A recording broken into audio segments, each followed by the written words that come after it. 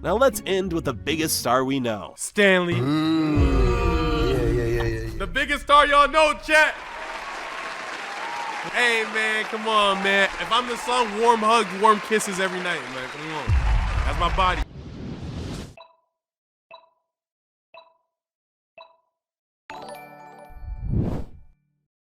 Today, it's gonna be me, it's gonna be chat, and we are reacting to a video from the one, the only, the homie, StayCurious. What if we swapped out our sun with other stars in the universe? You know what I'm saying? Something science, something educational for y'all. I know y'all are at work. I know y'all are at school. So, you know what I'm saying? You're already in the spirit of learning, so why not double down on some more learning? No cap. Our sun burns at a scorching 5,700 degrees Celsius, blasting energy across 93 million miles of space.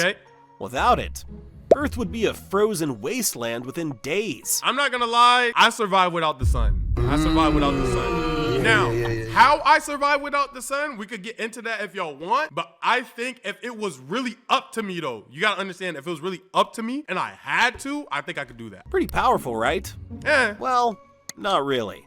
When I go outside, it's not that hot. You feel what I'm saying? If I go outside right now, it's not that hot. So if the sun was gone, it's not gonna be that cold. It's gonna be like, it's gonna be winter on some shit. Like, okay, cool. It's like 20 degrees, 30 degrees outside. I can survive that, bro. Like, I get how over time that's annoying, but man, I'm surviving that, bro. There in the depths of space, our sun is just a baby.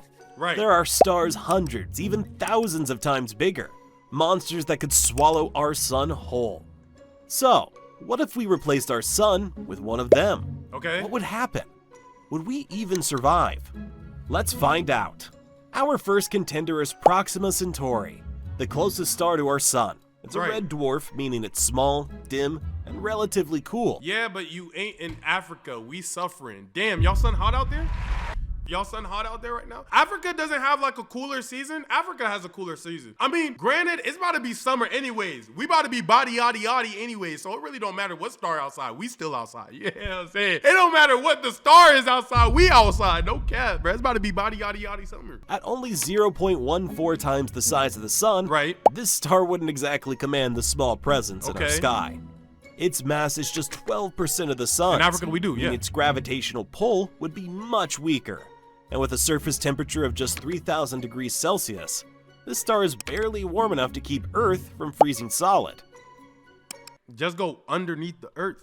Come on, man. If we swapped our sun for Proxima Centauri, Earth would need to be moved 20 times closer just to stay warm. That would put us inside Mercury's current orbit. A little too close for comfort.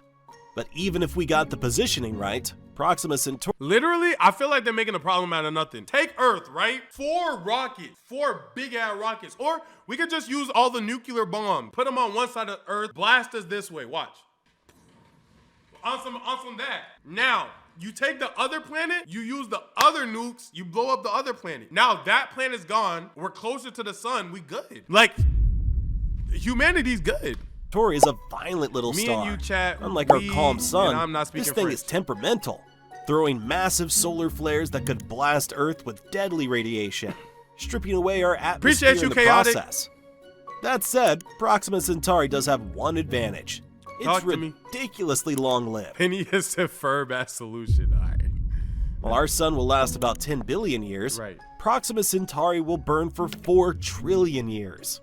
So if your biggest concern is outliving the universe, this is your star. You'll just have to live in perpetual twilight, while the sky occasionally tries to fry you alive. Alright, let's go bigger. Meet Pollux, an orange giant that's twice as massive as our sun. Now we're talking. The radius of 6.2 million kilometers, Pollux is nearly 9 times larger than our sun. Its mass, however, is 1.9 times greater.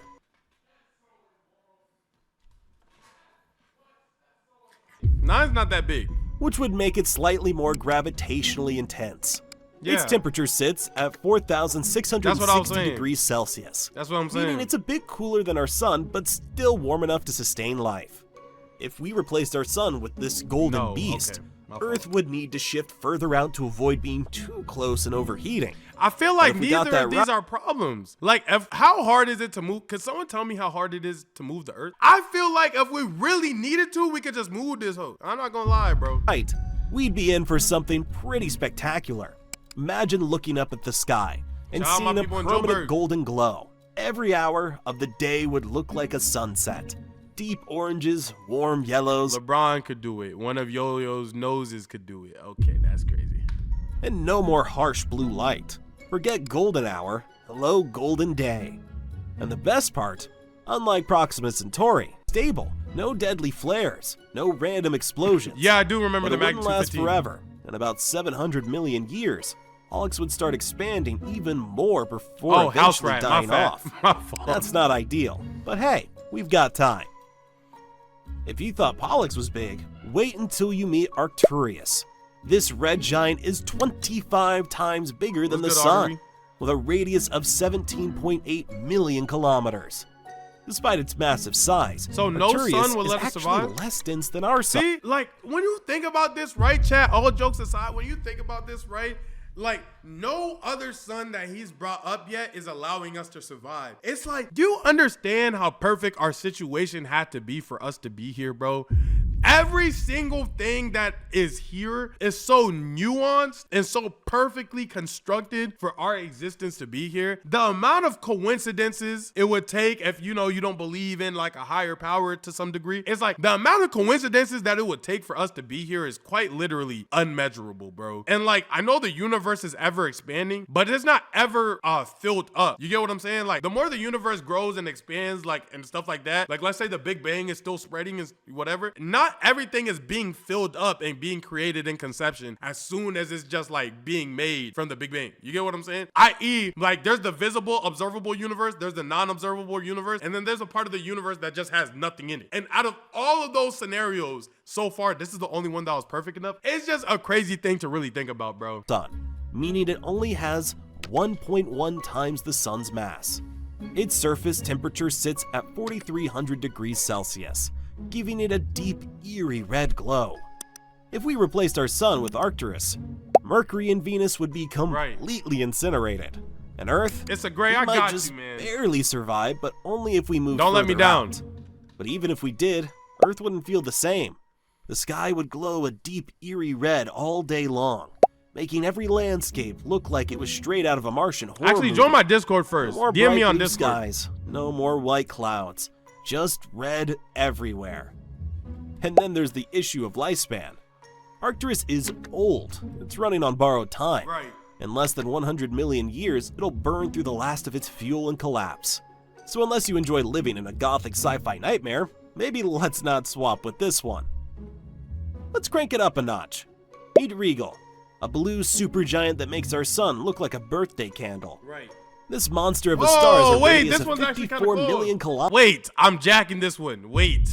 Nah, a blue sun would be hard. Imagine how dummy blue our skies would be. A staggering 78 times the size of our sun.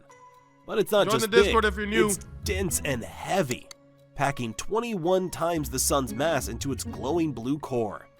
And if you thought our sun was hot, think again. Rigel's surface temperature reaches a blistering 11,000 degrees Celsius, nearly twice as hot as on some Azula stuff. I get it, because blue flames burn harder. I wasn't even thinking like that. Dang, I didn't know that stayed true for suns. For the cosmic powerhouse.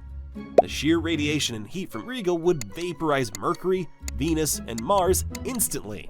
Better start and crypt Earth floating is wouldn't crazy. be far behind, even if we moved Earth's orbit to Pluto. Stanley, guess the song from the lyrics. Every day she wake up with a different color makeup, and you promise you gonna take her to the movies and the mall, chilling with the Lakers on the floor, fourth quarter, 4 minutes on the clock, Black Mamba with the ball. Every day wake up, she wake up with a makeup color, gonna take her to the movies and the mall, chilling with the Lakers on the... This is Lil Wayne. This is Wayne, but what is this? Because Wayne be referencing Kobe as Black Mamba OD. I don't know the name of the song though. Oh, every day she wake up with a different color makeup. Mona Lisa. Yeah, I was thinking Lil Wayne, cause yeah, type shit. Come on, man, that's my body, bro. That's my body. It is Kendrick's verse. It still wouldn't be safe. Rigel's luminosity is 120,000 times greater than our sun's. I had to go handle Even at the Kimasaki edge in of the the other solar chat. system, we'd be blinded by searing neon blue light. Our planet would be permanently overexposed. the oceans would boil away, and the surface would be completely sterilized. But even if, by some miracle, we figured out how to survive, there's another problem. Unlike our sun, which will burn for a comfortable 10 billion years, in just 7 million... What happens when our sun just burn out, though? Do we just like... What would it take to reignite that? Like, if the sun burns out, can I just put gas on it? You see what I'm saying? If you have a stove, let's say you grilling something on a stove, right? When you're done grilling, because of the fumes and stuff, you can still take another match to it and just... So if the sun stopped working, we could really just... And then like a little bit, we could just reignite that, no? No, you can't, God. Okay, no, it's dead, okay. Stanley not being able to pull the, okay. Million years, it'll collapse under its own weight a little different. and explode in a violent supernova, unleashing an amount of energy so powerful it could outshine an entire galaxy. Verdict? So you're telling me we can't relight the sun no matter what? If you make a large amount of helium and hydrogen collide against each other and do nuclear fusion, then yes. How much hydrogen and helium we got? Do we have that? Hydrogen's air, so we got hydrogen. No, helium's air. They're both... Even get the chance to regret your decision. Earth would be gone in an instant. Now let's talk about Betelgeuse, a star so big, so unstable, that it might explode in our lifetime. Okay. This red supergiant is an absolute monster. Wait, when the sun's over, it explodes? It explodes or it's just like stops because it's a rock? It explodes? Stretching 764 times wider than our sun.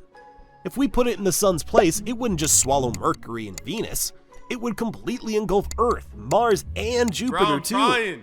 We wouldn't even be an orbiting planet anymore. We'd be inside the star.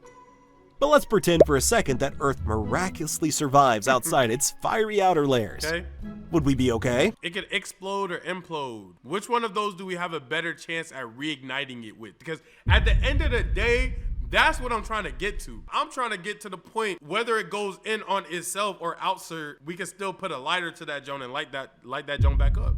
Neither. Okay. I mean, I feel like that's pessimistic. I think sun goes away, we have a chance of restarting that joint. I'm not gonna lie. Not even close.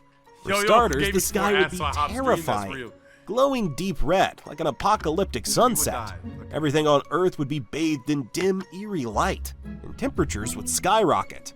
And then there's the biggest problem. Betelgeuse is about to die. Okay. Scientists estimate that within the next 100,000 years, it'll go supernova. Bro, he said within our lifetime, and then he said 100,000 years. Who's living 100,000 years, gang? We, like, as in the Earth might not even make it 100,000 years. The way we acting. And when it does, it'll unleash an explosion seen throughout the galaxy. Right. Sending a deadly shockwave across the cosmos. Right. Leaving behind a neutron star, even worse, a black hole. So swapping our sun for Betelgeuse? Yeah, not a great idea. Now let's end with the biggest star we know. Stanley. The biggest star y'all know, chat. Hey man, come on man. If I'm the sun, warm hugs, warm kisses every night, man. Come on. That's my body. You only need to say thank you. BY Canis Majoris. This hypergiant is so enormous that if we put it where the sun is, it would swallow everything up to Saturn. Its 1 billion kilometer radius makes it 1,500 times the size of our sun. Right. And while its mass is only 17 times greater, its sheer volume makes it one of the largest stars ever discovered. But let's say by some miracle, Earth isn't completely engulfed. Okay. Could we survive? Stanley, once again, not a chance. The heat and radiation alone would scorch our planet beyond recognition.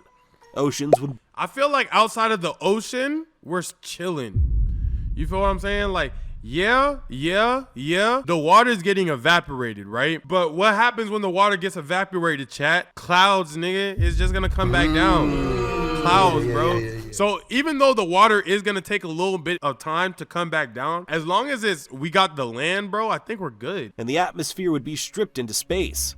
And even if we somehow clung to life, we wouldn't have long. Yeah, water evaporates, it turns into a cloud, and then it comes back down, bro. Canis Majoris is a dying giant, burning through fuel at an insane rate. In just a few million years, it'll collapse in one of the most powerful supernovas in the galaxy, obliterating everything around it. Is learning illegal in Florida? Okay. I'm gonna check after stream. Swapping our sun for this monster, we wouldn't just be doomed. Right. We'd be erased. So, what's the best choice? Maybe Pollux. Give me the blue one. Bigger, brighter, and somewhat stable. The worst? Any supergiant. They either swallow Earth whole or explode in a fiery apocalypse. Turns out our sun is perfect. Not too big, not too small. Just right. Would you trade it for a giant burning star? Or is our boring little sun the best thing that ever happened to us? You see, chat, if there's one thing I want y'all to learn from this video, man, is sometimes little is just right. Sometimes you need to be little. Sometimes it might be little, but it's the perfect size for the right person, man. And that's what you should take away from that, bro. You don't need to be super giant. You don't need to be super giant, man. Just be you, be little, be small, and keep the right person warm. You feel what I'm saying? With that being said, if you guys enjoyed the video, man, make sure you like, comment, subscribe down below. Check out me and Yoda's collab channel, SXY. You can find it just by typing in SXY in all caps. And make sure you comment twice. It helps me in the algorithm so much. Thank you so much. I'll catch y'all in the next video. Goodbye. Peace. No cap.